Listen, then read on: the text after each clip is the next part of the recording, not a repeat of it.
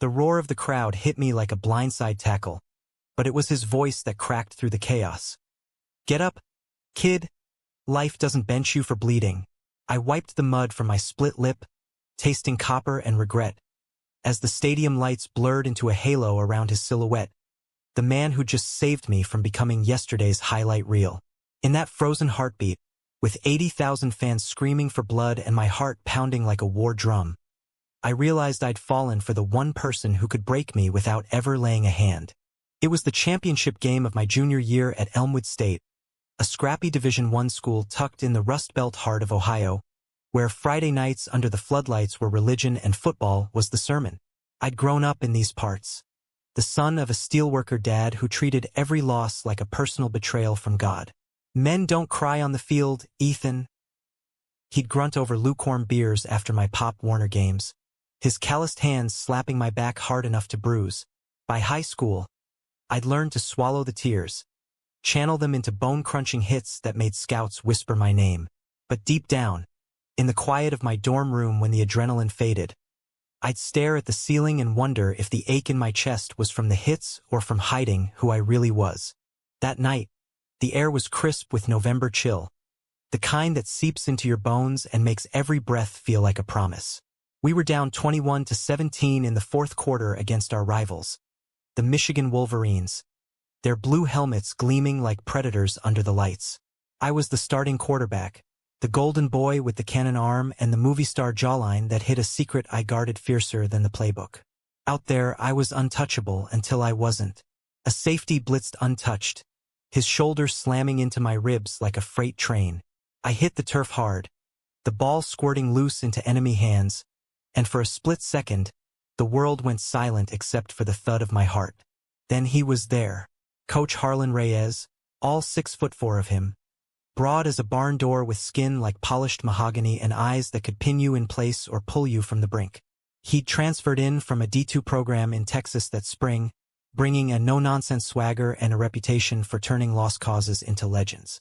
Reyes the Redeemer, they called him in the papers, but to us he was just coach, part drill sergeant, part confessor.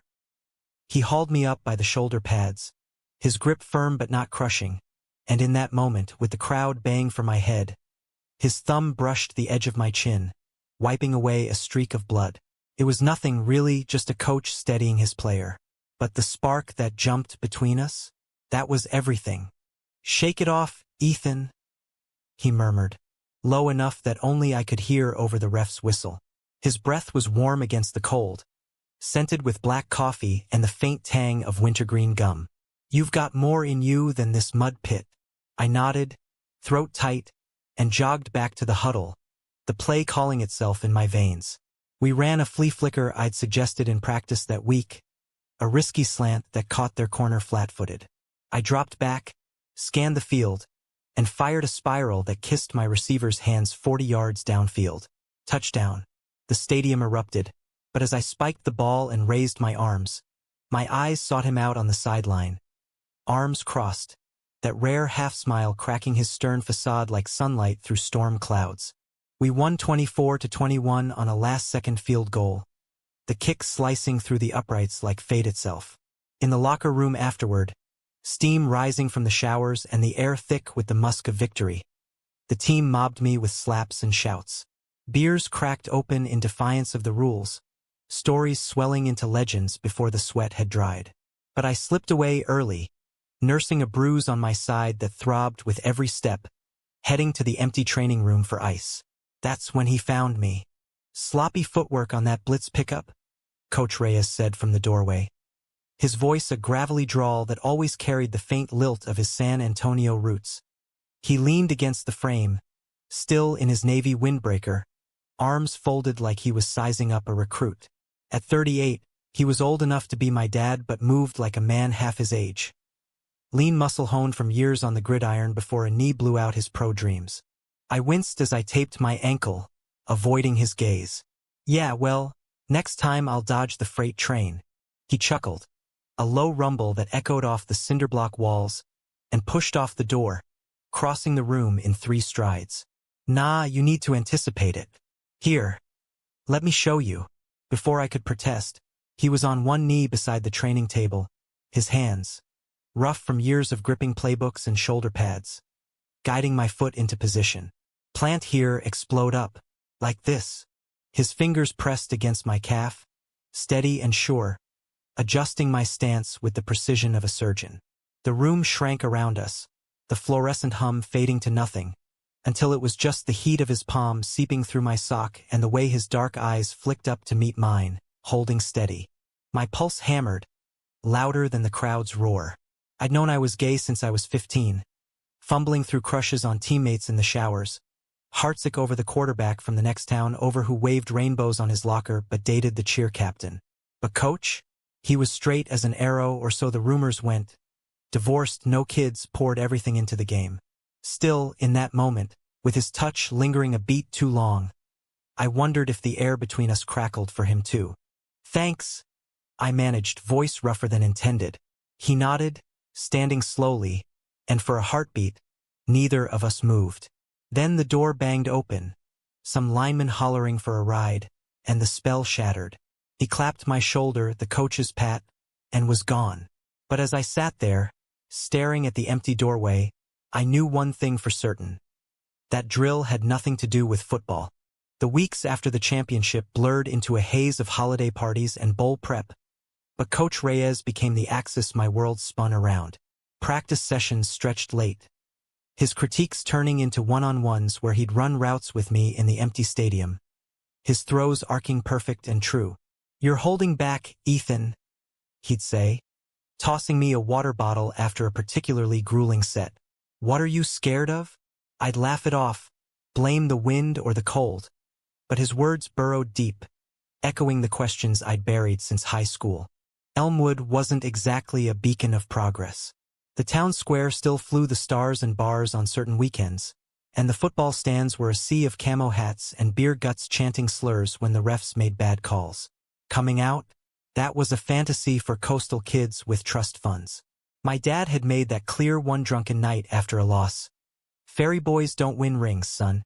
They end up in the gutter. So I played straight, dated a sorority girl named Katie for appearances, let the whispers about my artistic side, code for the sketches I hid in my locker, slide as jokes. But with Coach, the mask slipped. He'd linger after film sessions, talking about his own shattered dreams. The NFL scout who promised the moon then ghosted him after one bad game. Life's a contact sport, Ethan. You gotta hit back harder.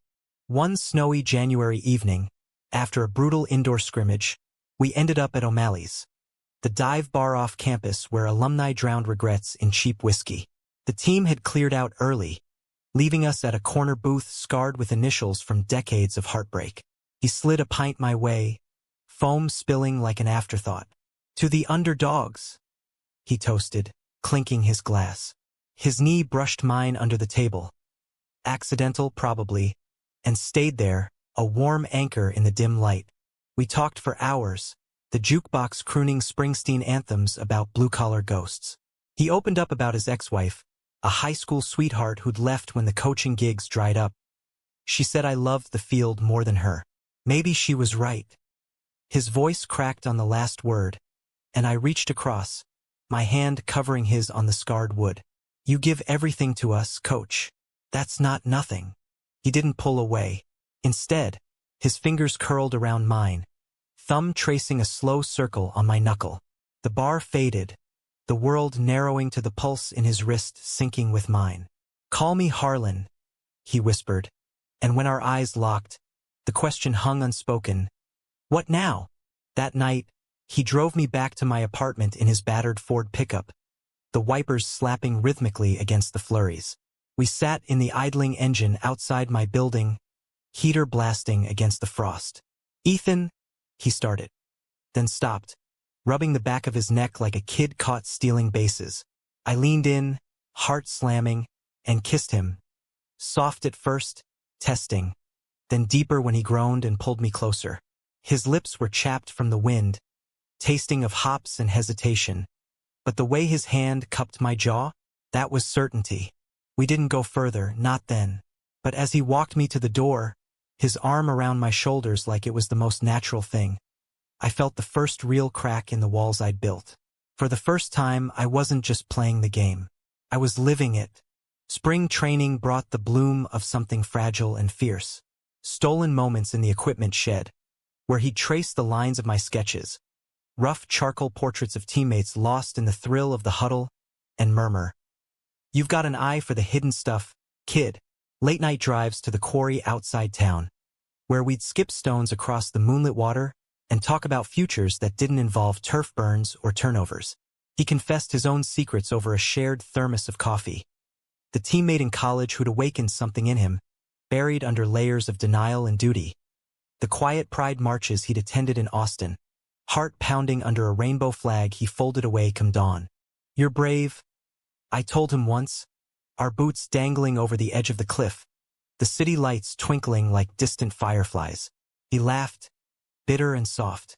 Nah, bravery's showing up anyway. You're the one out here, drawing your truth while the world's still blind. But Elmwood's eyes were sharper than we thought.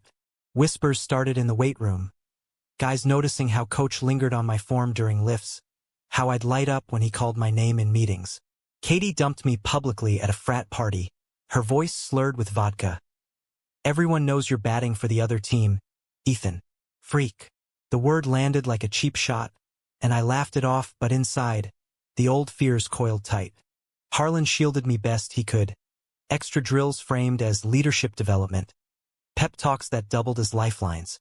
They're scared of what they don't understand, he'd say, his hand on my lower back during film review, a touch that grounded me. But the pressure built. The athletic director called him in after an anonymous tip. Keep it professional, Reyes. We don't need scandals. Harlan came home to our shared rental. He'd moved off campus to save on utilities, but really to carve out space for us. His jaw set like granite. It's nothing, he lied, pulling me into his arms on the sagging couch. But I felt the tremor in his hold, the weight of a man who'd fought too many battles. Summer hit like a heat wave, practices thinning as players scattered to jobs and beaches.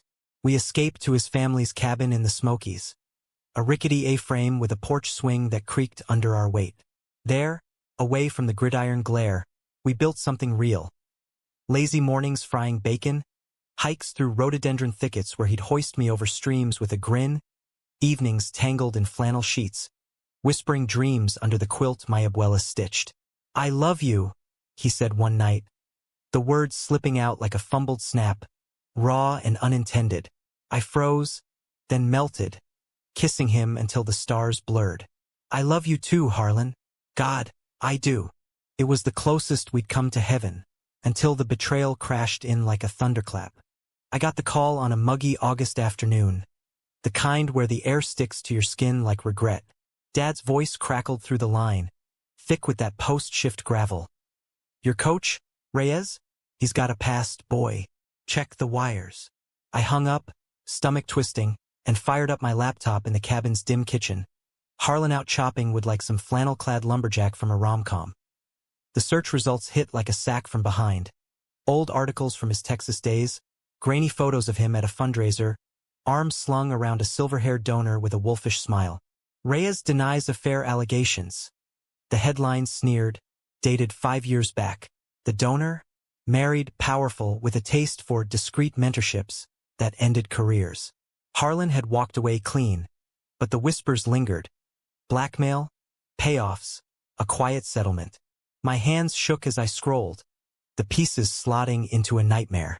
Was I just the latest? A convenient distraction, a way to rewrite his script? When he came in, axe slung over his shoulder, sweat gleaming on his collarbone, I couldn't meet his eyes. What's eating you? He asked, dropping the tool with a thud that echoed my pulse. I shoved the laptop at him, the screen glowing like an accusation. He scanned it, face draining of color, then sank into a chair, head in hands. Ethan, it's not. What?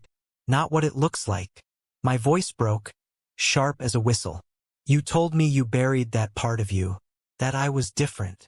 You are. He reached for me, but I jerked back, the cabin walls closing in.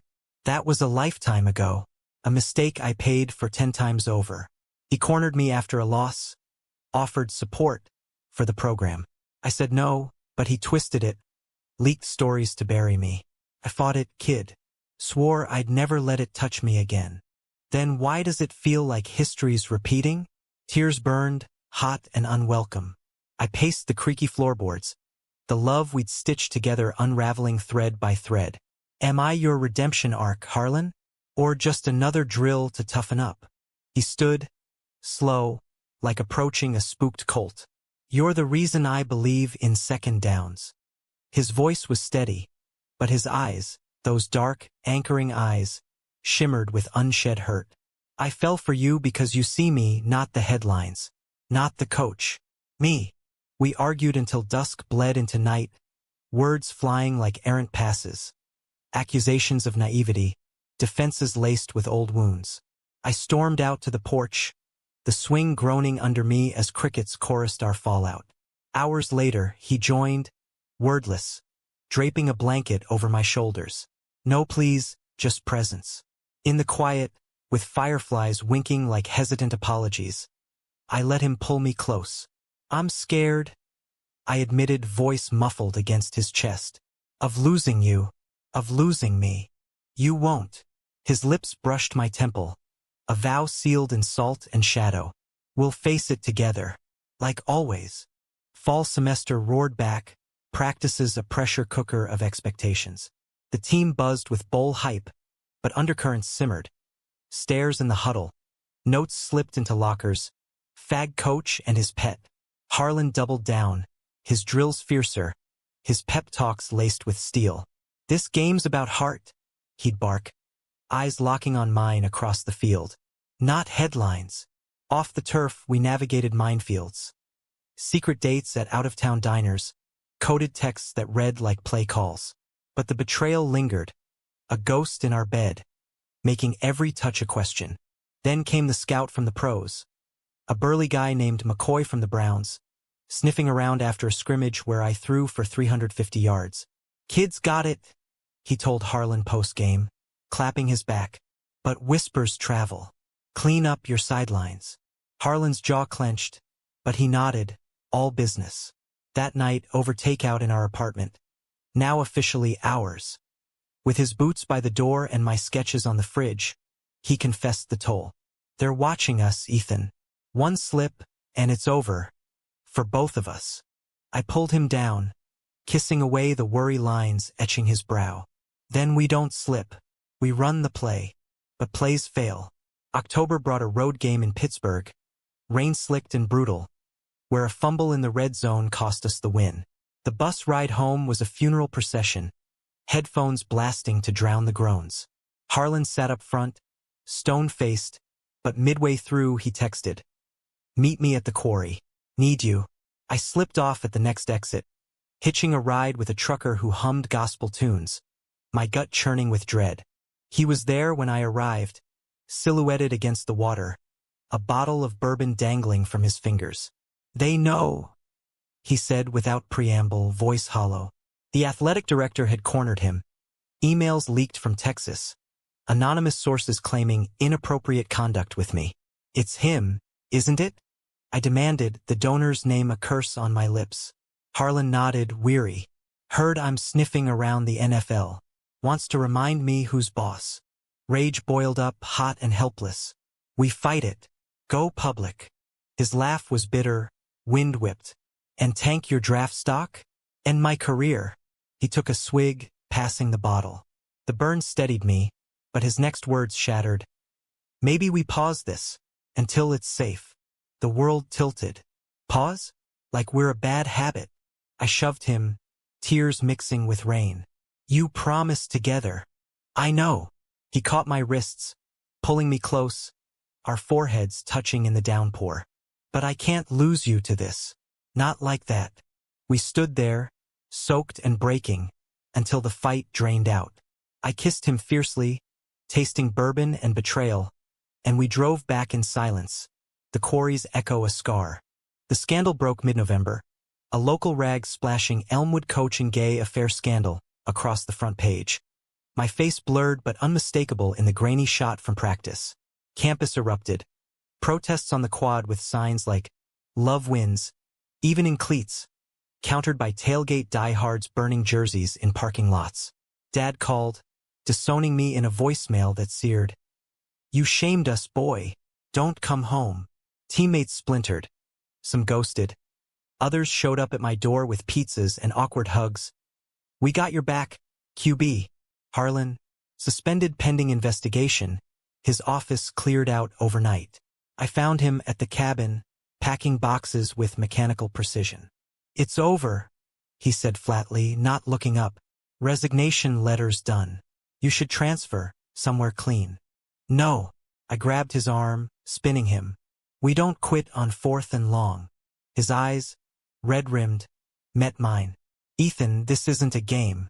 It's your life. It's ours. I cupped his face, thumbs brushing stubble. And I'm all in. The climax hit on Thanksgiving Eve, the athletic department's hearing, in a sterile conference room smelling of stale coffee and judgment.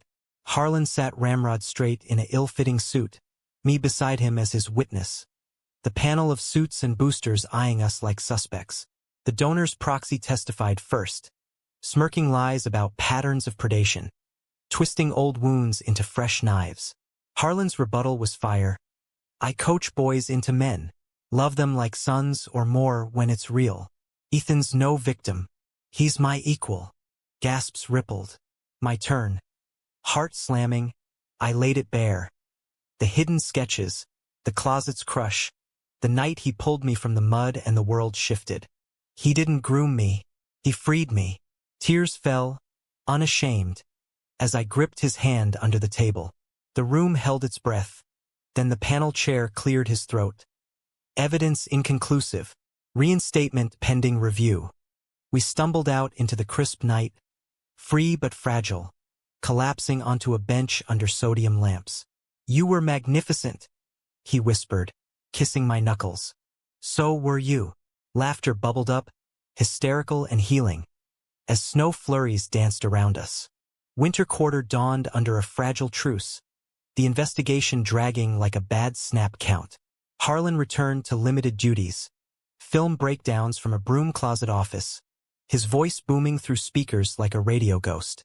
I threw picks in practice, mind elsewhere, until he'd pull me aside post-drill. Eyes on the prize, Ethan. We've come too far to fumble now. His hand on my elbow, a secret spark, reignited the fire. Off-field, we rebuilt brick by brick. I came out to the team at a holiday huddle, voice steady despite the quake in my knees. I'm gay. Harlan's my partner. If that's a problem, hit the showers. Silence stretched. Then Jake, our 300-pound tackle, bear-hugged me. About time, QB. Pass the ball better now. Cheers erupted, raw and real, cleaving the team into allies. Even Dad thawed, a grudging card in the mail. Proud of your fight, son. Mom sends pie recipe. Small mercies, but they mended cracks.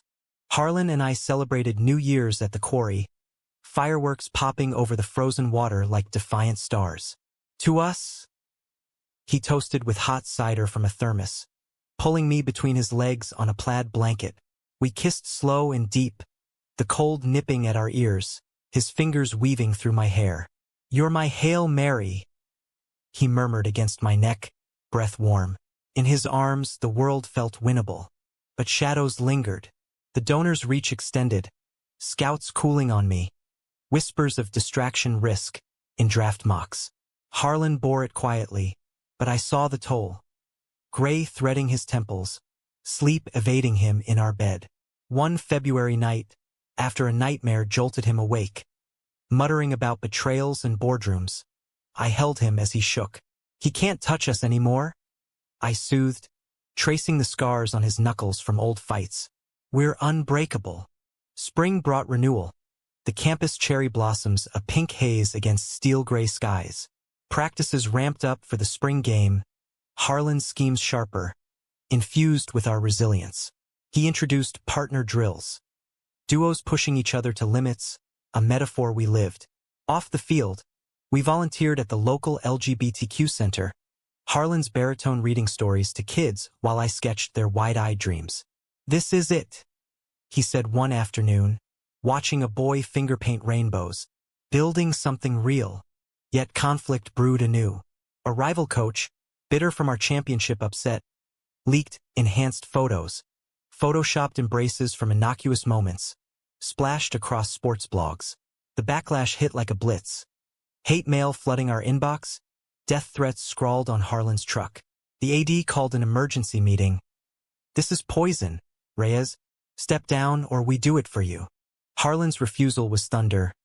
"Fire me, and you lose the heart of this program." I backed him, voice amplified by the team's petition, 200 signatures demanding fairness. The press conference that followed was electric. Flashes popping as Harlan stood at the podium, me at his side, hands linked defiantly.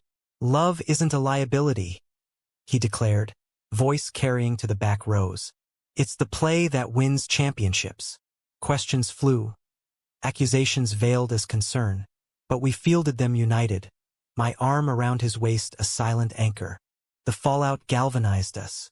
Donations poured into the center, alumni rallying with Reyes stays yard signs. Even the donor slunk back, his proxy issuing a mealy-mouthed misunderstanding.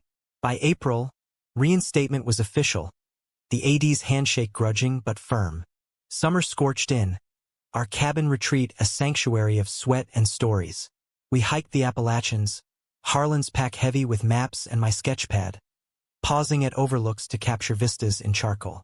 One evening, by a campfire crackling with pine sap, he knelt, gravel biting his knee, and pulled a simple band from his pocket, tungsten etched with our initials. "Not legal yet," he said, voice thick, "but it's a promise. Marry me, Ethan, when the world's ready." Tears blurred the flames as I nodded, slipping it on. Yes, 1,000 times. We made love under the stars.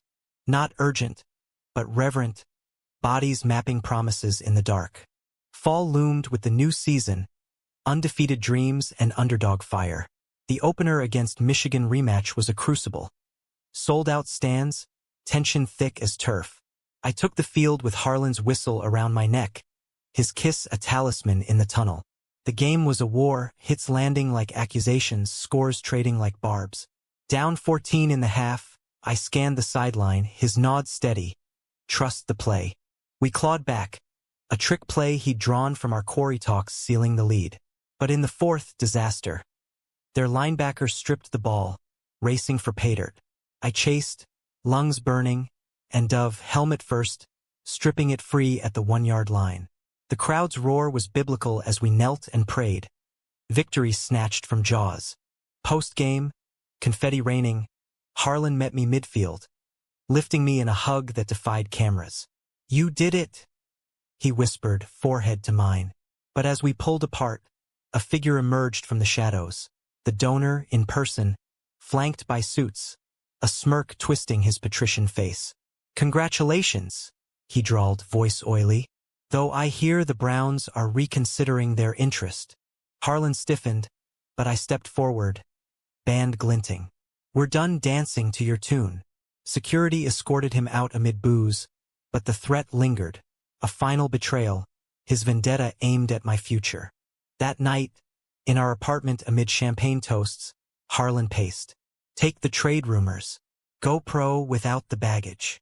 I pulled him down, fierce. "Not without you. We're a team." The climax unfolded in December, bowl season's glare. Selected for the Rose Bowl, we faced a powerhouse, the stakes cosmic. Off-field, the donor escalated. Leaked affidavits, alleging coercion, twisting our love into predation. The NCAA probed, Harlan's job hanging by threads. Dad flew in, grizzled and gruff, clapping Harlan's shoulder.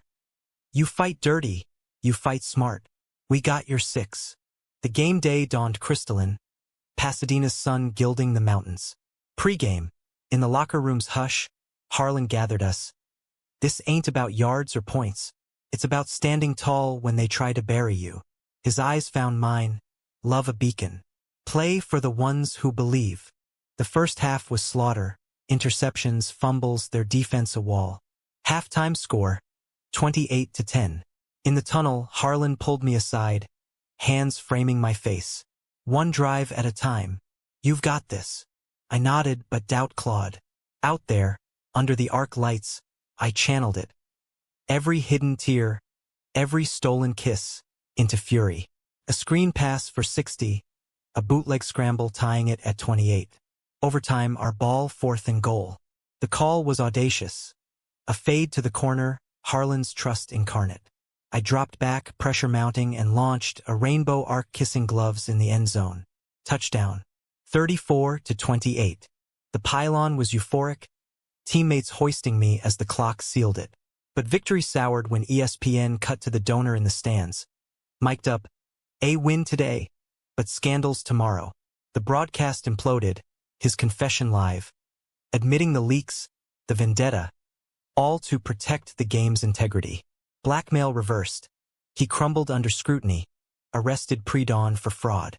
In the aftermath, as rose petals swirled, Harlan found me on the field, alone amid the roar. "We won," he said, pulling me into an embrace that blurred cheers and tears. "Yeah," I breathed, tasting salt and petals. But the real game's just starting. The Rose Bowl triumph catapulted us into legend, front pages hailing the love that scored. Talking heads dissecting our story like a highlight reel. But fame's a double-edged blade, carving deeper than any cleat. Draft season whirlwind in. Workouts in Cleveland, interviews laced with veiled probes. "How's the personal life, son? Stable?" Harlan shadowed me, his presence a shield, but the strain-etched lines around his eyes.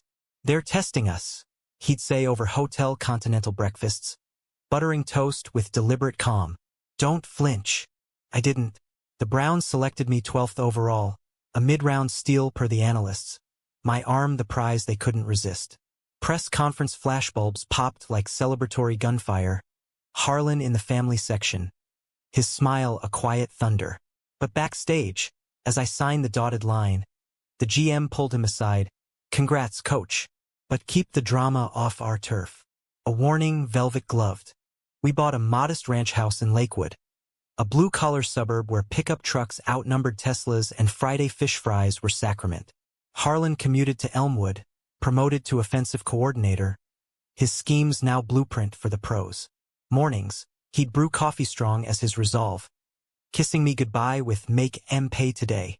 Nights, we'd collapse on the couch, his head in my lap as I sketched bowl memories, his silhouette against the scoreboard, eternal. Yet betrayals echo-haunted. The donor's trial dragged, his testimony a venomous confessional. Reyes seduced me first, power play. Lies that stuck like mud, fueling online trolls who doxed our address. Spray-painted "Predator" on our garage. Harlan internalized it, withdrawing into film reels until I'd coax him out with drives to Edgewater Park. Lake Erie's waves a metronome to our talks. "You're not that man," I'd affirm, lacing fingers over the gearshift. "You're mine." One stormy June evening, post-draft party haze, he cracked. "What if I am?" Thunder rumbled as he paced our kitchen, rain lashing windows. "What if loving you is just another way to chase redemption? I drag you through this." "Stop." I blocked his path, hands on his chest, feeling the gallop beneath. "You didn't drag me. You lifted me." I kissed him then, urgent and anchoring, until the storm outside matched the one we'd weathered within. We ended up on the rug, slow and reaffirming, whispers weaving vows amid the downpour. Summer training camp was boot camp incarnate. 2-a-days in the Ohio swelter, pads popping like fireworks. Harlan visited incognito, blending with alumni, his critiques whispered in stolen moments by the vending machines. Footworks drifting, plant and rip. His touch on my hip, corrective, sent shivers unrelated to sweat. The vets hazed me gentle. "Reyes boy, huh? Better not drop his balls." Laughter bridged gaps, queerness normalized in locker room banter. But conflict crested in August. A tell-all book dropped, Gridiron Secrets, The Reyes Scandal, penned by a disgruntled ex-assistant, dredging Texas ghosts with fabricated flourishes. Sales spiked. My phone blew up with agent panic. "Distance yourself, Ethan. Protect the brand." Harlan read excerpts in our bed, face ashen. He's cashing in on our pain. I burned the arc in the backyard fire pit, flames devouring pages as we watched, arms entwined. "Let it burn," I said. "Our story's ours." But doubt festered. Preseason jitters amplified it. A sloppy exhibition loss, my INT ceiling defeat, and the press piled on, quarterback's heart on sleeve or sleeve too heavy. Harlan drove through the night to the team hotel, slipping into my room past curfew. "You're overthinking," he murmured, hands kneading tension from my shoulders. "Remember the quarry? One throw at a time." We talked till dawn, his stories of minor league rodeos, bucked off bulls but remounting, mirroring our ride. Sleep claimed us tangled, his heartbeat my lullaby. Opening day loomed. Against the Steelers in the dog pounds frenzy. Pre-game, nerves electric, I texted him a photo. My wrist taped with our initials. "For you." His reply, "Throw like you love me." The kickoff whistle blew, and I did 300 yards, 2 TDs, a win snatched 27-24 on a game-winning drive. Post-game, amid Gatorade showers, my phone buzzed. Harlan. In the stands, captured embracing a fan. Proud doesn't cover it. Winter settled. The season a grind of triumphs and tolls. Playoff push tested us. Bruises blooming like badges, Harlan's games at Elmwood clashing with my travel. One December by week, we escaped to Austin, his roots a balm. His abuela welcomed me with tamales and tales, her rosary clicking approval. "He needs a good man. You are." We toured the Alamo at dusk, Harlan's hand in mine defying tourist stares. "Full circle," he said, kissing me under mission bells. But the ultimate betrayal struck on Christmas Eve. Dad, reconciled but gruff, hosted in Ohio, turkey and tensions simmering. Midway through grace, my phone lit. A video link from an unknown number. Harlan's face filled the screen. Grainy footage from years back. Him in a bar with the donor. Hands too close, whispers too intimate. Caption. "The truth he hides." My fork clattered. Dad's brow furrowed. Harlan, across the table, paled, recognition dawning. "Who sent this?" I demanded, voice slicing quiet. "Ghosts," he whispered, standing. Outside, snow muffling the world. He confessed. One night, post-divorce. Drunk, desperate. He filmed it, insurance. The admission gutted me, a fresh wound atop scars. Why hide it? Fear. Of losing you. Tears tracked his cheeks, freezing in the cold. I ended it that night. But the shame. I punched the fence, knuckles splitting. Shame's his weapon, not ours. We argued in the drifts, hurt hurling like snowballs until exhaustion won. Back inside, Dad pulled me aside. "Son, love's messy, but real, it endures." Harlan and I curled by the fire that night, silent amends in shared warmth. New Year's brought resolve. The playoffs raged, a divisional thriller, conference heartbreak. But through it we leaned in. Harlan's birthday, mid-February, I surprised him at Elmwood. A mural in the stadium tunnel. My sketch of us. Hands linked over a football, captioned "Guiding Hand." Teammates unveiled it pre-practice, cheers echoing. "Forever," I mouthed as he crushed me in a hug. The Super Bowl beckoned. An underdog miracle against the Chiefs in Atlanta. Pre-game hype was cacophony. Harlan snuck in as consultant. His plays woven into our book. Halftime, tied 17-17. He cornered me in the shadows. "This drive's for us." Eyes locked, his faith fuel. I orchestrated a 75-yard march screen, slant, bomb, capping with a keeper plunge. 24-17, fourth quarter hold. Confetti apocalypse. On the podium, Lombardi in hand, I called him up, defying protocol, pulling him into the glare. "This is for Harlan Reyes, the man who coached me through the toughest drill." The crowd thundered, cameras capturing our kiss, brief, bold, historic. Headlines next day, "Love's touchdown."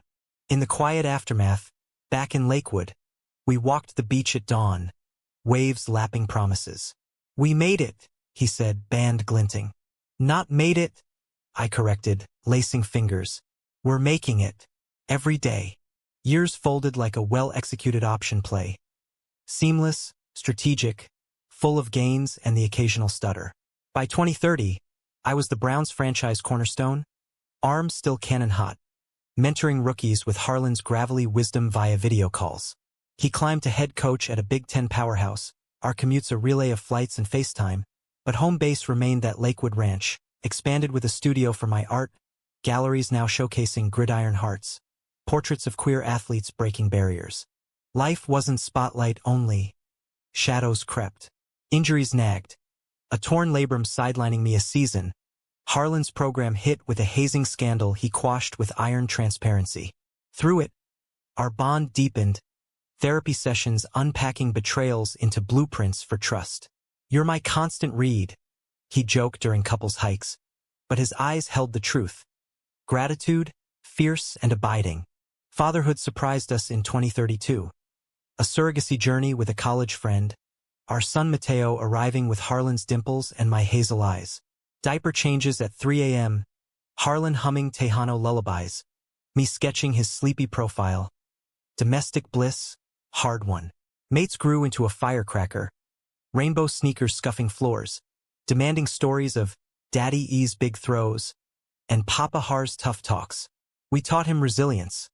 Little league losses met with next play. Closets opened early with books on love's spectrum. Conflict revisited in subtle guises. The donor, paroled after a decade, penned a redemption memoir dredging our saga. Twisted, of course. Sales flopped, but the sting lingered. Mateo, 8 and internet savvy, stumbled on it at school, coming home tear-streaked. "Is Papa bad?" Harlan knelt, voice steady. "Bad men tell bad stories. We're the good ones because we choose love every day." I added sketches of our journey, a family album trumping lies. Publicly, we championed, founding the Reyes Ethan Foundation for LGBTQ youth in sports, scholarships blooming nationwide. Galas in New York, panels in LA, Harlan's baritone commanding rooms, my words painting pictures. One TEDx, I shared our hook, that championship mud, his hand on my chin. Love guided me through the drill. Now it guides others. The humanistic arc crested in 2040, my retirement game. A primetime farewell against the Steelers, circle of life poetry. Harlan, gray-streaked and grinning from the booth, called plays for old time's sake. The stadium pulsed with 20 years echoes, fans in Love Wins jerseys. Mateo on the Jumbotron waving a sign, Daddy E forever. Final drive, down 3, I orchestrated a masterpiece. Fading slant to a rookie I'd mentored, victory in twilight. Post-whistle, midfield reunion. Harlan bounding down, crushing me in pads. Perfect exit, he rasped, salt mingling. Mates rushed the field, family enveloping us amid pedals and cheers. Interviews blurred. Gratitude for the game, but truer words for him. He was my coach, my heart. The win was us. Retirement unfolded gentle. A podcast duo, drills and dreams, dissecting life's plays.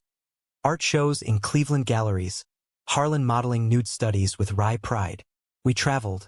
San Antonio reunions with his kin. Ohio Steeltown roots revisited with Dad. Now soft with grandkids. Betrayals faded to footnotes. Our story a beacon. Flawed men, forged in fire, choosing grace. On our 20th anniversary, back at the quarry. Now a nature preserve we helped fund. Harlan unpacked a picnic. Mateo, teen tall, out and proud. Officiating a vow renewal under string lights. Ethan, Harlan began, voice weathered but warm, ring slipping on calloused finger. You turned my sidelines into home. I love you.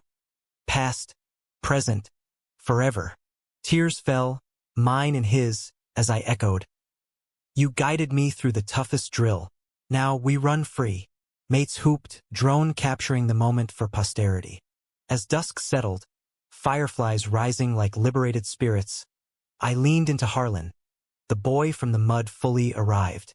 Life's no fairy tale, no tidy bows on pain, but in its mess, we'd carved humanity. Love not despite scars, but through them. And in America's heartland, under endless skies, that was victory enough.